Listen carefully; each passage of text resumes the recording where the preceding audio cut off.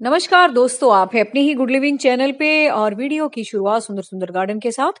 और आज भाई कुछ ऐसी बातें करेंगे जिससे कि आप बिल्कुल अपने तौर तरीकों से अपने ही घर से बिना किसी बाहर की सेवा लिए या बाहर जाए बिल्कुल अपने पौधों की देखभाल भी कर सकते हो, उनकी ग्रोथ भी अच्छी कर सकते हो और बिल्कुल अपने गार्डन को अपने तरीके से मैनेज कर सकते हो। आपको किसी की भी राय लेने की ज़रूरत नहीं है और मतलब ये समझ लो किसी भी बाहर की मदद की ज़रूरत नहीं है और बिल्कुल भी घबराने की ज़रूरत नहीं है अगर पौधों के साथ कुछ 19-20 हो जाती है तो यही समझ लो। तो चलते हैं गार्डन में और करते हैं कुछ अच्छी-अच्छी बातें। तो दोस्तों पहला टिप तो यही है कि आपका प्लांट हमेशा हेल्दी होना चाहिए। जैसे आप गार्डन में देखते हैं कोई इन्फेक्टेड प्लांट है तो आपको उसको दूर रख देना चाहिए और पौधों से और जो भी उसकी खराब ब्रांचेस हैं या खराब उसकी पत्तियां हैं उनको रिमूव करना चाहिए और एक सॉल्यूशन बना के उसका ट्रीटमेंट करना चाहिए। उस सॉल्यूशन में दोस्तों बहुत सारी चीजें आ जाती हैं जो कि आपके घर पे अवेलेबल होती हैं। तो जरूरी नहीं आपके पास वो सारी चीजें हों, लेकिन हाँ मतलब कुछ ना कुछ आपके पास जरूर मिल जाएगा। तो सबसे पहले तो जैसे कि कोई इन्फेक्शन हो जाता है तो हम क्या करते हैं कि जो हमारे घर में लिक्विड सोप होते हैं ना, लिक्विड सोप मतलब हैंड वॉश वाले भी हो सकते हैं, इसमें बर्तन साफ करने वाले जो लिक्विड आते हैं वो भी हो सकते हैं। उसको आपने पानी में मिक्स करके और उसका घोल बना के अब ये क्वांटिटी भाई अपने हिसाब से देख लेना, कोई ऐसा वो नहीं होता, इनसे कोई नुकसान भी नहीं होता, लेकिन हाँ आपके प्लांट हेल्दी जरूर हो जाते हैं और शाइन भी करते हैं क्योंकि जो डिटर्जेंट का घोल होता है ना वैसे भी प्लांट्स को अच्छा लगता है। और दूसरा दोस्तों कीड़े मकोड़ों को बहुत गंदा लगता है ये। तो इसमें ना एक प्लांट्स पे लेयर सी बन जाती है जिससे कि जो इन्फेक्शन होता है किसी भी चीज़ का वो धीरे-धीरे अपने आप खत्म होने लग जाता है। लेकिन ये आपको रेगुलर बार-बार करना पड़ेगा जिससे कि मतलब ये समझ लो पूरा जो भी जिस भी चीज़ का इन्फेक्शन हुआ वो बड़े आसान तरीके से दूर हो जाए। और सेकंड बात दोस्तों, अगर ज़्यादा ही इन्फेक्शन हो गया है जैसे मिलीबग्स का अटैक ज़्यादा हो गया आपके पौधों के ऊपर, तो आपने क्या करना है, माली लोग क्या करते हैं कि 2-4 बूंदे केरोसिन की और 1 लीटर पानी में मिक्स करके, क्योंकि ये लोग चूल्हे वगैरह जलाते हैं नर्सरी में, इनके पास बड़े आराम से मिल जाता है।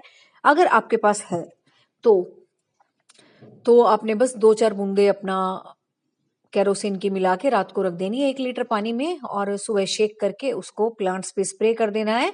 तो आपके मिलीबग्स वगैरह का अटैक भी दूर हो जाएगा। अब आते हैं तीसरी बात पे कि आप अगर बिल्कुल ऑर्गेनिक एक स्प्रे भी बनाना चाहते हैं जो कि एक फर्टिलाइजर का भी काम करे और एक आपके प्लांट को इन्फेक्शन से भी बचाए, तो उसके लिए आपने एक सॉल्यूशन सा बना लेना है जिसमें कि आपने थोड़ा सा एप्सम सॉल्ट का घोल मिला देना है, थोड़ा सा विनेगर मिला देना है, थोड़ी सी 2-4 सरसों की बूंदे, थोड़ा सा लिक्विड डिटर्जेंट, ये सारी चीजें मिक्स करके पानी में थोड़ी थोड़ी मात्रा में और फिर इसको शेक करके रात को रख दें और फिर अपने प्लांट्स को स्प्रे करें। इससे ना आपके प्लांट्स में शाइनिंग भी आएगी, इन्फेक्शन से भी दूर रहेंगे और जो आपके प्लांट का हरा रंग है ना वो ज़्यादा एनरिच हो जाएगा बजाय कि आपके प्लांट ड्राई ड्राई लगे। लेकिन भाई जैसा कि आप वीडियो में देख रहे हो ये कुछ प्लांट्स हैं जो कि अब विंटर में ग्रो नहीं करते और बिल्कुल अपनी पत्तियां भी गिरा देते हैं और कोई ग्रोथ भी नहीं दिखाते। तो ये तो वो वाला काम है। तो इस ये कोई देखो रोग नहीं होता, ये तो एक प्लांट थोड़े दिन के लिए रेस्ट पे जाएगा जाएगा, जब सारे साल भर वो ग्रोथ दिखा रहा है तो इसमें ऐसी कोई चिंता की बात नहीं है। और ये आपके सामने एक ज़ोरा का प्लांट जिसकी की पत्ती थोड़ी ड्राई सी हो रही है और कुछ इक्ज़ोरा में अभी फ्लावरिंग भी हो रही है लेकिन कुछ में बिल्कुल बंद हो चुकी है और बिल्कुल वो ऐसे लग रहे हैं जैसे अभी इनमें कोई ग्रोथ नहीं है। और ये ड्वार्फ वाला इक्ज़ोरा है, इसमें अभी फ्लावरिंग हो रही है। तो ऐसे ही चलता रहेगा। आपको ये इस बात की भी नॉलेज होनी चाहिए कि इस प्लांट को अब रेस्ट पे जाना है। कई बार दोस्तों मेरे पास कमेंट आते हैं कि मैम ये प्लांट ड्राई हो रहा है, ये है ग्रोथ नहीं कर रहा। तो भाई देखो इतनी तो नॉलेज आपको खुद से ही गेन करनी पड़ेगी कि किस प्लांट का कौन सा ग्रोइंग टाइम होता है, कौन सा उसका बढ़ने का, कौन सा उसकी काट छटाई का और कौन सा उसके रेस्ट पे जाने का टाइम होता है। तो ये तो देखो बातें ये कोई बताने वाला नहीं है कि एक एक कमेंट का जवाब दिया जाए और बताया जाए कि जब ये सारे हैं ही समर के एवरग्रीन प्लांट तो ये रेस्ट पे तो देखो जाएंगे जाएंगे। और इतना तो देखो आपको पता भी होना चाहिए। अगर आपको गार्डन का शौक है, प्लांट्स का शौक है, तो छोटी मोटी बातें तो देखो आपको जरूर जाननी चाहिए। और जिसको भी जिस चीज का शौक होता है ना, वो उसकी जानकारी अपने आप ही प्राप्त कर लेता है, कोई बाहर से ज्ञान लेने नहीं जाता। और आज तो दोस्तों हर बंदे के हाथ में ये चीज है कि जरा सी भी कोई दिमाग में क्वेरी आती है, कोई भी क्वेश्चन आता है, कोई भी प्रॉब्लम होती है, फटाफट से हम अपना इंटरनेट खोल के उस पर सर्च करके उस चीज को जानने की कोशिश करते हैं, उस प्रॉब्लम को दूर करने की कोशिश करते हैं, या कोई भी विचार हमारे दिमाग में आता है उसके बारे में पूरी जानकारी लेने की कोशिश करते हैं। तो आज तो किसी से देखो पूछने ताछने की इतनी कोई जरूरत ही नहीं है। और अब आते हैं दोस्तों, देखो इन्फेक्शन से तो ट्रीटमेंट हो गया हमारा। अब आते हैं दोस्तों प्लांट्स के फूड के ऊपर, कि जब हम गमलों में पौधे लगाते हैं दोस्तों, तो ये बिल्कुल आम सी बात है कि आपने जमीन में नहीं लगा रखे, जो कि उनके नेचुरल उगाने के तरीके से बिल्कुल अलग है। आपने शौकिया लगा रखे हैं कि मट्टी भर भर के गमलों में लगा लगा के इधर उधर गमले रखें और हमारे घर में चारों तरफ हरियाली हो। लेकिन दोस्तों जब आप गमलों में पौधे लगाते हैं तो उसमें बहुत लिमिटेड सी मिट्टी होती है, जिसमें कि मैक्रो माइक्रो न्यूट्रिएंट्स एक हद तक ही काम करते हैं पौधों को बढ़ाने के लिए।